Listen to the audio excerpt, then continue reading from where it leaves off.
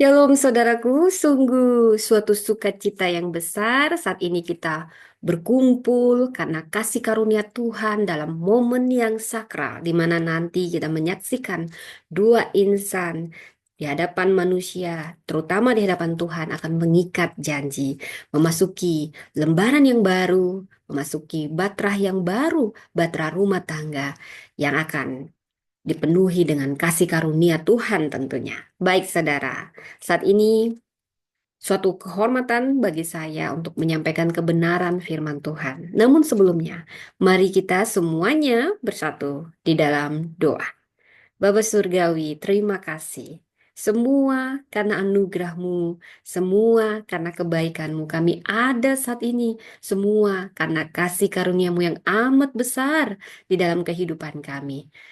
Ya Bapa, di momen yang sakral ini, di pernikahan yang kudus dari sahabat kami, Evi dan juga Leni, Tuhan kami mengucap syukur.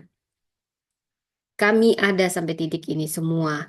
Itu karena anugerah Tuhan yang besar. Hamba-Mu ini akan menyampaikan kebenaran firman-Mu yang akan memperteguh ikat janji di antara keduanya. Dan yang menjadi bahan bakar dan juga persiapan bagi mereka mengaruni rumah tangga. Roh Kudus ambil alih hamba berbicara. Setiap perkataan membangun bukan hanya kedua pengantin yang akan diikat janji, tetapi evaluasi bagi setiap kami yang berumah tangga Tuhan, karena tidak ada yang selesai. Kami tetap diproses semakin indah dan semakin indah. Roh Kudus ambil alih hamba dan kami semua merendahkan hati kami di hadapan-Mu, siap mendengar firman-Mu, menyiapkan hati kami seperti tanah yang subur. Biarlah benih firman-Mu itu bertumbuh di hati kami, berbuah lebat dan membuat kami semakin lebih lagi memuliakan Kristus. Tiap hal-hal, apapun itu kami patahkan di dalam nama Tuhan Yesus. Kami serahkan acara ini dari awal hingga akhir. Tuhan yang berdaulat penuh, Tuhan yang memberkati semua orang yang terlibat di dalamnya, terutama hamba-Mu saat menyampaikan firman ini. Kuasa-kuasa yang mencoba menghalangi, dihancurkan, dipatahkan kuasanya, dan hanya kebenaran firman Allah yang akan menutrisi kami semua, mendewasakan kami lebih lagi di dalam Tuhan. Di dalam nama Tuhan Yesus kami berdoa. Amin. Baik, saudara, saat ini saya akan membagikan slide. Saya memberinya judul Rahasia Cinta yang Kudus. Wow, rahasia cinta yang kudus. Ya, ya ini luar biasa menurut saya ya saudara ya. Ketika saya juga mempersiapkan bahan ini, saya sangat diberkati saudara ya. Ini mengingatkan saya sendiri ya. Lebih dulu saya harus jadi pelaku dari dan menghidupi apa yang saya khotbahkan ya, bukan mengkhotbahkan apa yang saya hidupi, tapi menghidupi apa yang saya khotbahkan ya. Dan banyak tantangannya saudara dalam mempersiapkan ini juga ya. Baik, saudara, saya akan mengungkapkan suatu rahasia besar yang dikatakan Paulus, dan rahasia ini yang akan dibagikan saat ini buat bukan hanya untuk pengantin, tapi untuk setiap kita, saudara. Terutama saya sangat diberkati ketika mempersiapkannya. Saya dievaluasi kembali sebagai istri dalam rumah tangga saya. Mari kita baca dari Efesus 5 ayat 22 sampai dengan 23 ya, saudara ya. Baik.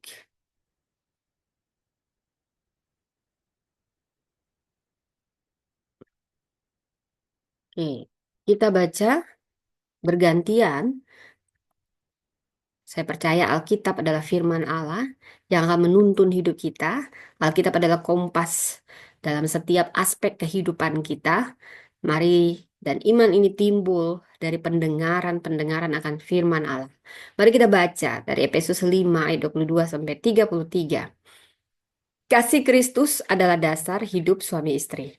Tapi sebenarnya saya ingin baca itu dari ayat 21 karena ada yang menggantung saudara ya. Dan sebenarnya kuncinya di ayat 21 dari saling menundukkan diri. Mungkin nanti saya baca terpisah ya. Atau saya baca langsung saja ya. Yang ayat 21-nya ya. Galatia. Ya, Efesus 5 ayat 21. Tunduklah Oh ya, ini dari 21 malah kalau di perjanjian per apa dari ini ya. Kasih Kristus adalah dasar hidup suami istri. Tunduklah seorang kepada yang lain di dalam takut akan Kristus. Ya, kasih Kristus adalah dasar hidup suami istri. Baik, saudara, ini dimulai dari ayat 21. Tunduklah seorang kepada yang lain di dalam takut akan Kristus. Hai istri, tunduklah kepada suamimu seperti kepada Tuhan. Karena suami adalah kepala istri, sama seperti Kristus adalah kepala jemaat. Dialah yang menyelamatkan tubuh. Karena itu, sebagai jemaat, tunduk seperti sebagaimana jemaat tunduk kepada Kristus, demikian jugalah istri kepada suami dalam segala sesuatu.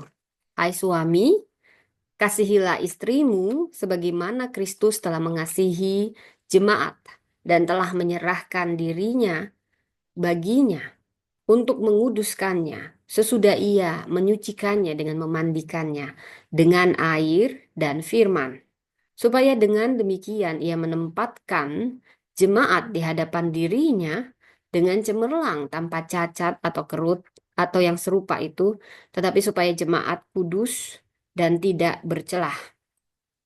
Demikian juga suami harus mengasihi istrinya, sama seperti tubuhnya sendiri. Siapakah yang mengasihi istrinya? Mengasihi dirinya sendiri. Sebab tidak pernah seorang membenci tubuhnya sendiri, tetapi mengasuhnya dan merawatinya sama seperti Kristus terhadap jemaat. Karena kita adalah anggota tubuhnya. Sebab itu laki-laki akan meninggalkan ayahnya dan ibunya dan bersatu dengan istrinya sehingga keduanya menjadi satu daging. Rahasia ini besar, tetapi yang aku maksudkan ialah hubungan Kristus dan jemaat dan bagaimana juga bagi kamu masing-masing berlaku, kasihilah istrimu seperti dirimu sendiri dan istri hendaklah menghormati suaminya. Demikianlah firman Tuhan. Saya ulang di ayat 32. Rahasia ini besar. Tetapi yang aku maksudkan ialah hubungan Kristus dan jemaat. Rahasia ini akan diungkapkan hari ini, saudara. Apa rahasia yang besar ini? Apa itu yang dimaksud Paulus? Rahasia pernikahan itu seperti hubungan Kristus dan jemaat. Jadi yang digambarkan Kristus memang adalah laki-laki. Tetapi saya mau tekankan, saudara, apakah benar hanya suami yang dihormati, tapi suami nggak perlu menghormati istri, cukup mengasihi. Saudara, mengasihi itu lebih dari menghormati. Ya, bahkan karena suami yang diberi tanggung jawab sebagai kepala keluarga. Yesus datang bukan untuk melayani, bukan untuk dilayani ketika dia datang ke dunia, tetapi untuk melayani. Bahkan dikatakan siapa yang terbesar di antaramu hendaklah dia yang jadi pelayan, saudara. Beda dengan dunia ini. Jadi dalam pernikahan, kalau berantem-berantem, karena saya juga pernah begitu, hormat sama suami. Hormat, kata suami saya begitu. Kamu juga kasihi istri, kasihi, gitu ya. Sama-sama pelurunya, saudara, amunisi-amunisi, gitu ya, saudara. Tetapi yang benar itu, kuncinya itu di ayat 21. Jadi saya suka terjemahan baru yang sudah tidak membedakan ya. Di Efesus 5:21, tunduklah seorang kepada yang lain di dalam takut akan Kristus.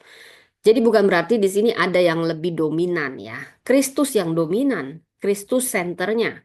Kita laki-laki, tidak ada laki-laki, tidak ada perempuan dalam Kristus. Itu juga ada ayatnya, saudara. Tapi dalam pernikahan memang yang jadi kepala, karena memang laki-laki yang lebih dulu diciptakan, dia kepala keluarga.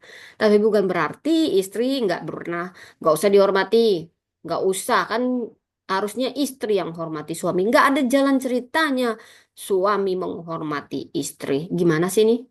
Tunduklah seorang kepada yang lain. Artinya apa? Saling hormat. Dalam penundukan diri dalam Kristus, di situ ada rasa hormat, di situ ada rasa kasih. Betulkah Hei, ini tanggung jawab kau sebagai suami. Kasihilah istrimu. Aku nggak perlu mengasihimu, hanya menghormatimu. Betul? Saudara, perlu dipahami. Memang dalam hal ini, suami yang jadi kepala. Tetapi bukan berarti dia hanya yang dihormati. Saling menghormati suami istri. Memang suami yang harus seperti Kristus. Bukan berarti seorang istri nggak bisa berkorban sama suaminya. Kan kamu yang suami. Kamu yang terus-terusan berkorban dong. Enggak dong. Karena seperti Kristus juga minta. Dia memberi nyawanya kepada kita. Kita pun harus memberi nyawa kita kepada Kristus. Makanya banyak mau laki-laki mau perempuan yang mati martir untuk Kristus. Apakah betul hanya Kristus yang mati buat dia? Kristus juga ingin kita bersedia mati, memikul salib, menyangkal diri, dan mengikut aku. Saudara, yang mau saya katakan begini, jangan suami gila hormat, tapi nggak mau menghormati istri dengan kata, ini cuman istri. Lalu istri juga bilang, aku juga nggak mau berkorban ya untuk kamu, ini cuma suami. Benar seperti itu? Tidak. Saling tunduk di dalam Kristus. Artinya saling hormat suami istri, saling mengasihi istri juga harus bisa berkorban untuk suami. Kasih darah juga, mati juga untuk suami, untuk keluarga boleh. Itu bukan hanya suami. Jangan seperti itu. Tetapi di sini ada rahasia yang mau diungkapkan, yaitu rahasia hubungan Kristus dan jemaat. Kita nggak pernah bisa seperti Kristus, saudara. Dan pengorbanan Kristus nggak akan pernah bisa terbayar. Jadi jangan kamu merasa nanti, saya adalah Kristus, sembah saya. Bukan. Ya, ini yang sedang diubahkan adalah hubungan Kristus dan jemaat ya. Saudara, saya mau bilang, jika cinta sekedar rasa, ia cepat pudar. Jika cinta berasal dari salib, ia kekal dan besar. Hari ini bukan sekedar bersatu karena cinta, tapi karena panggilan Tuhan dalam rencananya yang besar. Amin, amin. Saudara, apa rahasia yang pertama? Rahasia cinta yang kudus. Kita cinta yang besar itu adalah cinta yang kudus. Apa itu cinta yang kudus? Yang menjadi rahasia dalam pernikahan. Cinta yang rela menyerah dan menyangkal diri. Menyerah, menyangkal diri. Maksudnya ayat 25. Hai suami, kasihilah istrimu. Saya juga bisa bilang, hai istri, kasihilah suamimu. Ini bukan hanya berlaku pada suami karena ayat 21 saling tunduk, saling mengasihi. Tetapi di sini yang jadi perannya seperti Kristus adalah suami. Perlu dipahami di sini. Jadi, hai suami, kasihilah istrimu. Sebagaimana Kristus telah mengasihi jemaat dan telah menyerahkan dirinya. Ini Kristus yang duluan menyerahkan dirinya baginya. Kristus menyerahkan diri untuk jemaat. Ini gambaran cinta suami istri. Artinya apa? Baik suami, baik istri, ada pengorbanan bersama. Jangan hanya laki-laki yang berkorban. Istri juga berkorban. Makanya saya bilang ayat 21 kuncinya. Saling tunduk di dalam Kristus. Emang kamu Kristusnya? Ya, kamu kan tetap manusia. Ini gambaran, saudara ya. Jadi jangan juga dia kan yang jadi Kristus, saya kan manusia. Saya harus diselamatkan terus, kata istrinya. Istri juga harus berkorban untuk suami. Ada waktunya dia harus berkorban. Saudara jangan pikir berkorban itu hanya banting tulang, kerja siang malam. Oh, menyerahkan karir kita untuk suami demi membesarkan anak-anak itu pengorbanan, saudara. Jangan pikir itu nggak pengorbanan. Ada seorang istri yang dia nggak kuat sebenarnya di rumah. Dia memang sudah modelnya di luar, saudara.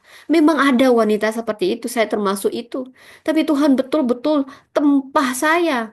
Kalau bukan karena Tuhan, saya nggak bisa, saudara. Saya tuh nggak kuat di rumah. Saya banyak nangis dari wanita karir. Jadi wanita ibu rumah tangga, wah rumah tangga itu, saudara saya banyak nangis. Nggak tahu kenapa saya menangis.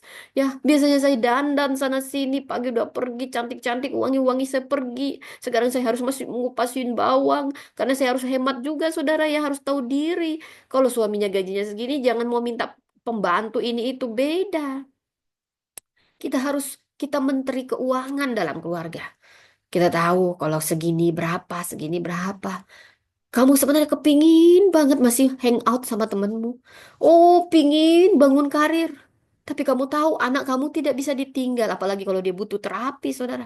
Belum lagi masalah rumah tangga. Wah, saya banyak menangis di situ. Saya punya banyak mimpi mengejar karir, saudara. Tapi Tuhan seperti menyuruh berhenti, kamu di rumah. Kamu kuasai rumah, kamu belajar tentang rumah. Gak kuat, saudara. Wah, mama saya juga wanita karir, tapi dia juga ibu rumah tangga yang hebat. Lalu saya pikir saya juga pasti bisa. Dari dalam rumah tangga tidak ada yang dominan. Memang laki-laki adalah kepala. Tetapi bukan berarti dia yang dominan. Tidak ada yang dominan. Saling tunduk dalam Kristus. Kristuslah senternya. Bukan suami senternya. Kristus apa-apa. Kristus. Makanya tetap yang menjadi suara Kristus dipakai. Boleh aja juga istri. Tetapi yang Kristus beri di sini. Otoritas adalah seorang laki-laki. Ya, karena memang dia pemimpin dalam rumah tangga. Pemimpin bukan berarti yang dominan. Ya, itu keputusan bersama. Tetapi bersedia mengalah karena mengasihi. Cinta yang kudus tidak menuntut, tetapi menyerahkan. Saudara, saya punya kisah Billy Graham. Siapa dia? Saya nggak kenal opung Billy Graham. Oh, saya kasih tahu.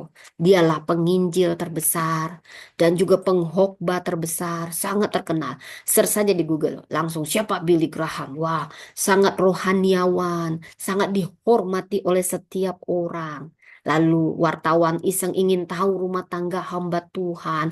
Pasti kalau hamba Tuhan harus jadi panutan, jadi teladan. Hidupnya pasti adem ayem, nggak pernah perang suami istri. Tahukah Anda ketika istrinya ditanya, wah, apa kamu pernah berpikir ingin bercerai dengan suamimu yang sangat rohaniawan ini, seorang pendeta ini? Ruthnya menjawab dengan senyum cerai. Bukan hanya cerai yang kupikir, pernah pun aku berpikir mau membunuh suamiku ini. Biar sekalian mati, jadi aku bisa kawin lagi. Karena kalau cerai, malu. Lebih baik dia mati. Begitu mungkin ya saudara ya. Wah ini memang kelihatannya luar biasa gitu ya. Ini menyimpan kebenaran yang dalam. Mau hamba Tuhan, mau kita ini semua dalam rumah tangga ada tantangannya masing-masing. Bukan berarti hamba Tuhan tidak punya tantangan rumah tangga. Justru sebagai hamba Tuhan dia lebih banyak dituntut, diserang di sana sini. Dia harus lebih menguasai diri dan jadi teladan. Karena itu hamba Tuhan juga keluarganya perlu kita doakan di rumah, saudara ya. Banyak sekarang hamba Tuhan yang digoncang rumah tangganya. Banyak yang bercerai, saudara, karena mereka memang akan jadi public figure yang mempengaruhi. Karena itu, kita juga harus saling mendoakan, bukan hanya minta didoakan, saudara. Karena semua kita gesek-menggesek. Suami istri itu, amplas terbaik kita coba lihat suaminya. Nah ini Anda sudah yakin akan menikahi ini ya karena ini akan menjadi amplas. Amplas itu nggak enak. Amplas itu menggosok tetapi niatnya untuk menjadikannya lebih halus, lebih indah. Saya ngecat-ngecat. Kalau nggak saya amplas dulu saudara, wah langsung saya timbul-timbul. Dia nanti ada timbunan-timbunan saudara. Tapi kalau saya cat dulu dia itu beda saudara ya. Nah, itulah yang dialami saudara oleh Billy Graham. Saya juga sebagai hamba Tuhan. Bahkan ketika saya memutuskan menjadi hamba Tuhan, rumah tangga saya lebih dulu digoncang. Ada kesepakatan yang dilanggar berdua. Kalau saya merasa ini semua salah suami saya, kamu semua yang melanggar kesepakatan. Wah, saya mengucapkan kata cerai itu berkali-kali, padahal saya sudah sekolah teologi selesai. Begitu saya marahnya pada suami saya, sampai di satu titik saya berpikir, harus ada yang menyerah. Suami saya menyerah, saya yang, saya nggak mau nyerah. Kamu salah, salah kamu fatal, fatal, fatal, gitu ya. Kayaknya saya mau menghukum dia. Tapi saya melihat anak-anak saya. Dan saya mengenang bagaimana mama saya menyerah. Menyerah dalam kasih. Bukan berarti kalah, saudara. Ketika menikah itu, saudara. Suami saya, latar belakang Jawa, saya Batak. Saya sangat to the point. Tung, tung, tung, tung, tung. Nah, kalau orang Batak pacaran, saudara, biasanya laki-laki. Kalau saya perempuan nggak mau saya kayak gitu. Pokoknya mesti laki-lakinya yang bilang cinta, gitu ya. Saya menunggu kalau perempuannya. Bisa aja sih saya perempuan yang dominan langsung saya bilang, ya saya juga mencintaimu. Langsung kita kawin ada pertanyaan. Nah, kan nggak mungkin juga seperti itu. Saya orangnya to the point. Sebenarnya kamu mau apa? Ya, ini kemana begini. Suami saya pintar berdiplomasi, dia putar-putar dulu, saudara. Wah, dalam pernikahan kami, saudara. Awalnya saya banyak nuntut, dia juga banyak nuntut. Kamu harusnya begini, kamu dia juga punya tuntutan terhadap saya. Sampai di satu titik saya menangis aja, gitulah. Jadi dalam rumah tangga 1 bulan aja memang betul madunya, lalu nanti terungkap. Tapi sebenarnya ada yang bilang selamat datang di neraka. Tetapi saya mau bilang kalau dasarnya Kristus, selamat datang di surga. Keluargaku adalah surgaku. Percayalah, itu juga bisa terjadi. Ini yang mau saya bagikan. Pernikahan tidak semengerikan itu. Pernikahan itu indah, itu yang dirancang Tuhan. Karena itu Tuhan yang menginginkan mempersatukan seorang laki-laki meninggalkan ayah dan ibunya dan bersatu dengan istrinya. Tetapi ada rahasia besar untuk membuatnya bertahan dan bukan sekedar bertahan, tapi bertumbuh dan bukan sekedar bertumbuh, tapi menjadi berkat. Itu tujuan Tuhan ketika rahasia pertama, kedua insan ini mau saling menyerah. Menyerah bukan karena kalah, tapi menyerah dalam kasih. Ada kelemah lembutan, kau sebenarnya bisa saja terus ya menuntut sama suamimu dan kau merasa itu tuntutan yang sebenarnya boleh. Tetapi saudara, saya juga mau katakan saudara, ada penyangkalan diri. Kita maunya seperti ini, tapi Tuhan maunya seperti ini. Saudara, yang kedua rahasianya, cinta yang menguduskan itu menumbuhkan. Saudara, supaya ayat 26 sampai 27 supaya ia menguduskannya dengan firman agar jemaat itu kudus dan tak bercela. Menguduskan akan menumbuhkan. Kristus tidak hanya mencintai gereja. Betul saya menerima suami saya, betul suami saya menerima saya. Tapi Kristus juga menerima kita, tapi tidak membiarkan kita begitu saja, saudara. Pernikahan itu sangat indah. Kenapa besi menajamkan besi? Ketika besi menajamkan besi, keduanya jadi tajam. Luar biasa, amplas, diamplas sakit. Suamimu ngamplas kamu sakit. Kau juga ngamplas suamimu lebih sakit. Lalu dibalas lagi sama suamimu lebih sakit. Tapi sebenarnya jadi halus, jadi enak. Dicat oleh kasih Tuhan, tahan lama. Kalau kamu meresponnya dengan benar, masalah bukan masalah. Konflik juga itu bagus sebenarnya. Perlu konflik supaya saling bertumbuh ketika ditanggapi dengan sehat. Karena itu tadi yang pertama menyerah dalam kasih, ada menyangkal diri. Kau bisa menang, kau benar sebagai suamimu. Istrimu ini memang boros. Iya, memang suamimu ini jahat. Tapi ketika keduanya meresponnya dengan baik dan ada yang sudah menyerah, lalu menumbuhkan, kau memberi ruang bagi istrimu bertumbuh, memberi dia kesempatan, menolong dia. Demikian juga suami, memberi istri kesempatan untuk bertumbuh, memperbaiki apa yang perlu diperbaiki, maka semuanya akan bertumbuh. Ini yang Tuhan inginkan. Cinta yang kudus itu mendorong pertumbuhan, bukan stagnasi. Kita begini aja ya, dari dulu Yesus tidak berubah. Kita pun juga tidak. Tapi memang yang kenyataannya seorang suami ingin istrinya tidak pernah berubah. Sementara seorang istri ingin suaminya berubah setelah menikah. Wah, kalau begini sulit. Karena yang ada, saudara, suami saya bukannya berubah, tetapi ketika seiring kedewasaan itu ada, saya mendoakannya, saudara. Itu mendorong pertumbuhan. Mungkin suamimu nggak ngerti-ngerti juga, disitulah penyangkalan diri, kau bertahan. Percayalah, cinta sejati bukan hanya bertahan dalam apa adanya, tapi dia bertumbuh sebagaimana seharusnya. Jadi kalau kamu menikah, semua ini bukan soal karir, karirmu makin meningkat, kau jadi ibu rumah tangga. Yang saya maksudkan adalah kedewasaan rohani. Itu akan mempengaruhi kedewasaan yang lain. Sekalipun kau pinter dari sini, tapi tidak memiliki kedewasaan rohani, wah itu sulit karena yang dari dalam ini akan membenahi semuanya, saudara, termasuk karir Anda. Saya ingat cerita seorang kakek, saudara, sampai dia usia 50 tahun lebih ya, sudah berapa tahun menikah, dia membuatkan kopi terus sama istrinya. Harusnya istrinya yang buat kopi.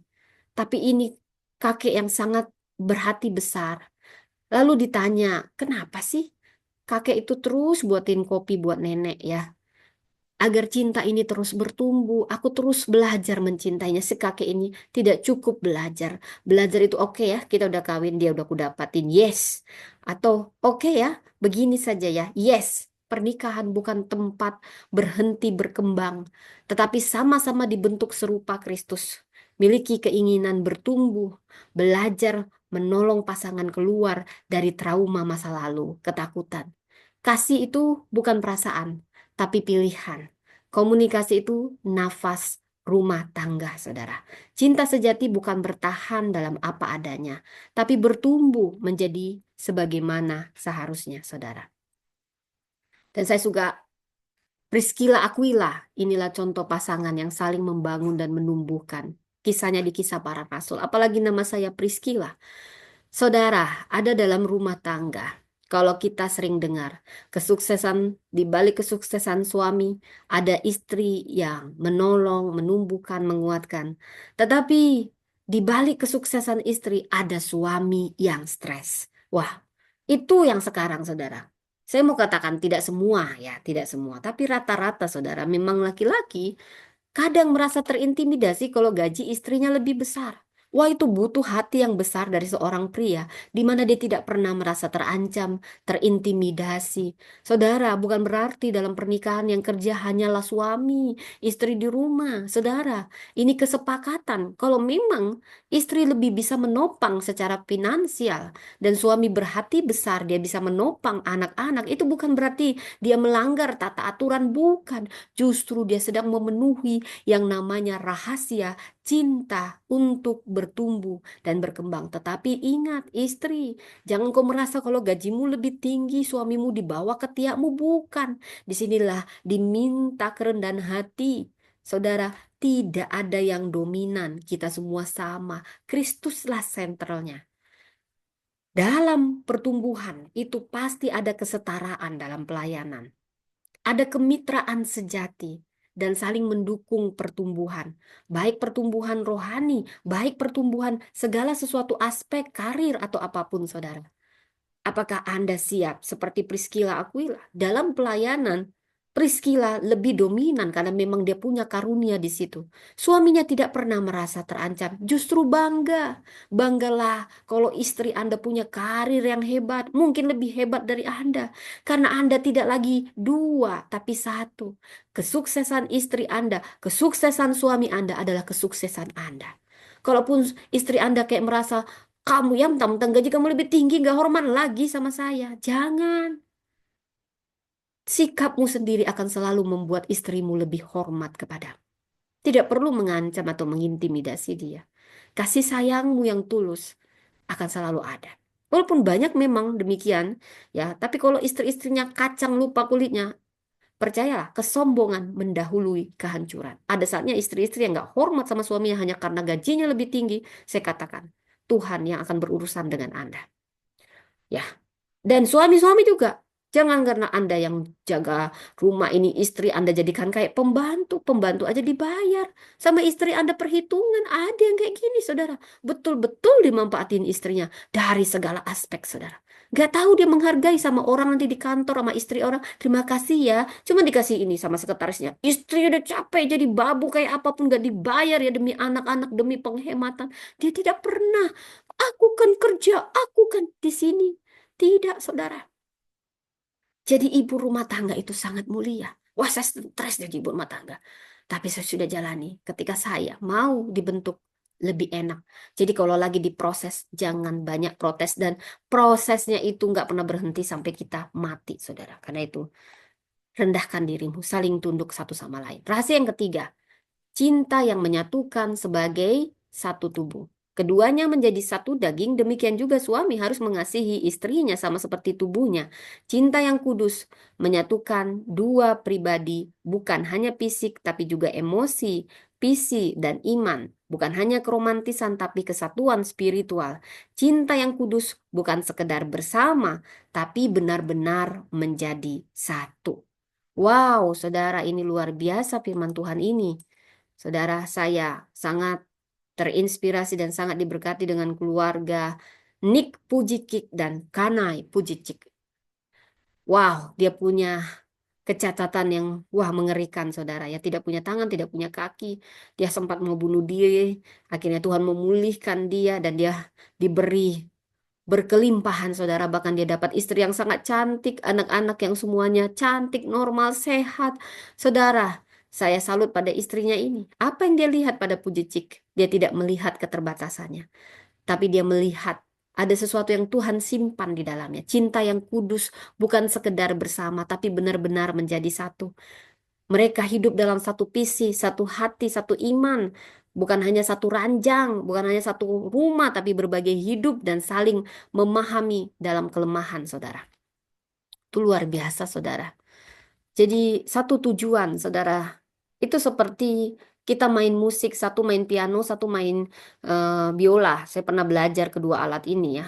Ketika saya melihat teman saya, kok cantik banget ya, kok enak banget dengarnya ya. Cobalah kalau gontok-gontokan yang main piano sama yang main main biola. Mau lihat unjuk-unjukan siapa yang paling hebat. Wah, yang ada juga suaranya oh gitu ya, tapi kalau keduanya ya sudah belajar menyerah, saling melengkapi, itu menjadi suara harmoni yang indah, berbeda, tapi menyatu dalam satu alunan, dalam keselarasan nada, tempo, jadi nggak pales. Begini juga kita ini bahtera rumah tangga. Kita ini kayak dua orang yang sedang mendayung satu perahu yang sama. Kalau kita berantem ya, satu mau dayung ke kanan, satu ke kiri, lalu berantem terus berantem, satu tujuannya ke kanan, satu ke kiri, berantem terus. Perahunya rusak, daunnya rusak, kita habis tenaga, habis energi, habis waktu. Tapi cinta yang kudus itu satunya. Kita harus satu. Itu menyatukan. Bukan hanya satu ranjang ya. Bukan hanya satu rumah. Tapi yang paling penting kita punya sehati. Di mana ada kerukunan, di situ ada berkat Tuhan melimpah. Yang sehati suami istri percayalah berkat melimpah. Tidak sekedar tinggal bersama. Itu bukan hanya kehilangan identitas, tapi menyatukan tujuan. Fungsinya beda, mungkin istri sebagai leher, kepalanya suami. Ingat, leher itu menopang. Ada yang sakit di leher, nggak bisa suaminya juga bergerak enak. Karena sudah satu tubuh. Itulah cinta yang menyatukan. Jadi bagaimana mengaplikasikannya? Pertama, komunikasi penting. Bangun perkataan yang membangun dan memberi hidup setiap hari. Perkataan membangun. Jangan cuma sama istri orang, sama pegawaimu kau bilang terima kasih. Sama istrimu buat kopimu. Gak pernah kau ucapin terima kasih. Jangan hanya kau minta maaf sama orang. Sama ini ya, depan kantor. Sama istrimu kau salah. Ah, istri kok aku yang kerja kok. Gak pernah kau minta maaf. Atau sebaliknya kau sebagai istri demikian. Karena sekarang kita harus punya kesepakatan. Siapa yang bisa aja istri yang kerja, siapa bilang itu perlu hati yang besar, ya. Jadi bukan soal ini loh, nggak selamanya seperti itu, saudara. Saudara, perkataan itu bisa menghidupkan atau mematikan, saya katakan ya. Kata-kata itu jembatan atau bisa jadi jurang, saudara. Kalau istri kita sama orangnya istirahat Pak, sama istri ya bilang lah aku mengasihimu sayang. Jangan cuma tiga kasih ini maaf, terima kasih, tolong itu sama orang aja sama istrimu nggak pernah kok kayak mama kok nggak ngerti kopi mana kopi ha sama orang. Nah ini sama baik mau kok mau istri orang kok buat baik sama istrimu sendiri tidak.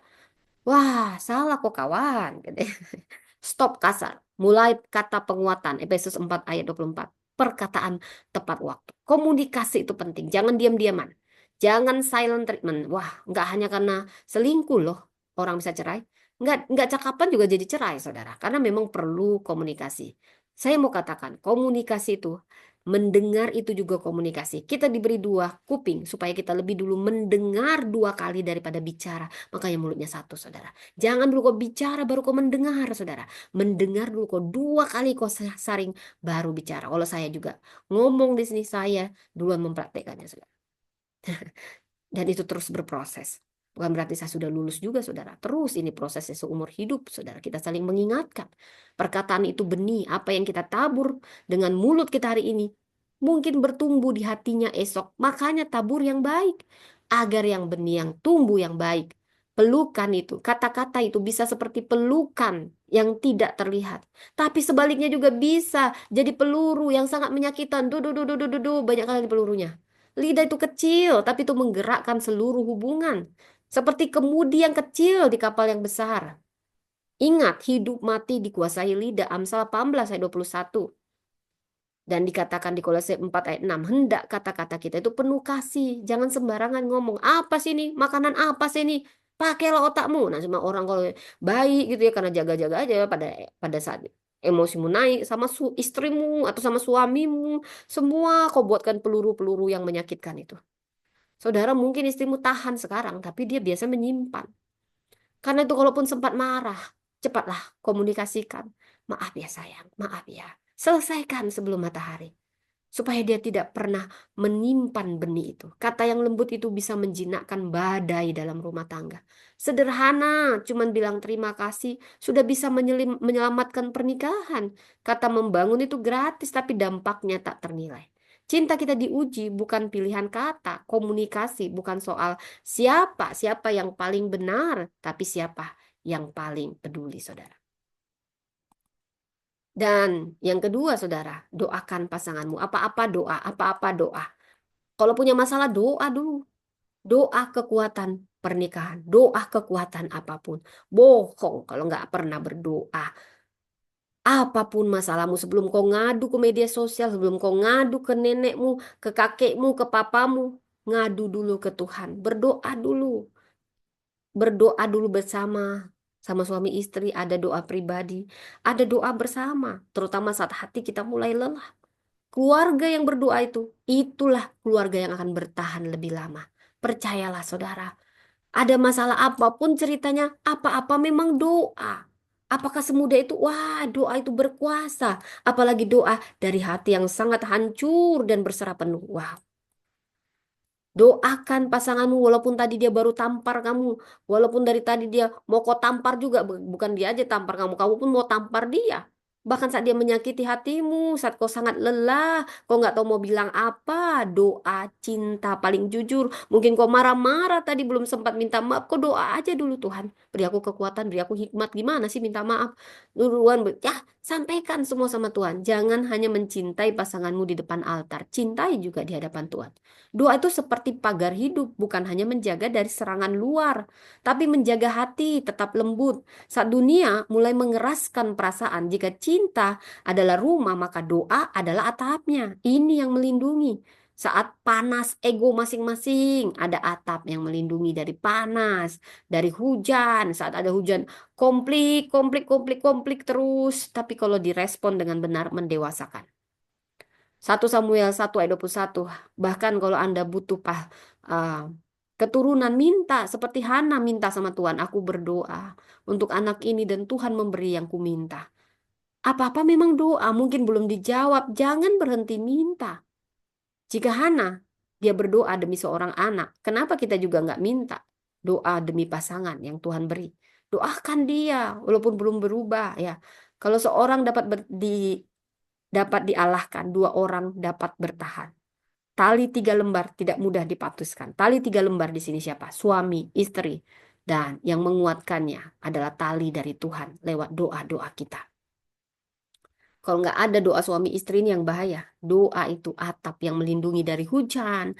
Nah, pasti ada hujan konflik, ada panas ego, ada atapnya. Wow, tumpung, nggak kena semuanya. Kalaupun kena, kedengarannya aja gitu ya. Dan yang ketiga, beri ruang bertumbuh, bukan hanya menuntut sempurna. Cinta kudus bukan mengikat dengan aturan, tapi membebaskan untuk bertumbuh dalam kasih Kristus. Filipi 1 ayat 6. Ia yang memulai pekerjaan baik dalam kamu akan meneruskannya.